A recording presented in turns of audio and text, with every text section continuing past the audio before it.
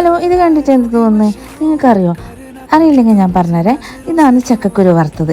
ഇപ്പോൾ ചിലപ്പോൾ ഈ പാത്രത്തിലോട്ട് തട്ടിയൊരു നിങ്ങൾക്ക് മനസ്സിലായി കാണുമല്ലേ ചക്കക്കുരുവാണ്. നല്ല ടേസ്റ്റിൽ നല്ല ഫ്രൈ ആക്കിയ ചക്കക്കുരു, നല്ല ടേസ്റ്റ് ഉണ്ട് കേട്ടോ. ഉള്ളി, കടുക്, കറിവേപ്പില, മഞ്ഞൾപ്പൊടി, വെളുത്തുള്ളി, ഉപ്പെല്ലാം ഇട്ടിട്ട് നല്ല അടിപൊളിയായിട്ട് ഫ്രൈ ആക്കിയത്. ഇന്ന് ഉച്ചയ്ക്ക് ചോറും താലോലിയാണ് ഞാൻ തിന്നാൻ വേണ്ടി പോകുന്നത്. അപ്പോൾ ഈ ചക്കക്കുരു കിട്ടിയപ്പോൾ എനിക്കൊരു ചിക്കൻ ഫ്രൈ കിട്ടിയ ഒരു സുഖമാണ് മനസ്സിലുണ്ടായത്. കാരണം വെച്ചാൽ എനിക്കിപ്പോൾ നോൺ വെജ് കഴിക്കാൻ പറ്റാത്തൊരവസ്ഥയിൽ, അപ്പോൾ ഈ പച്ചക്കറി കഴിച്ച് ഞാൻ മടുത്ത്.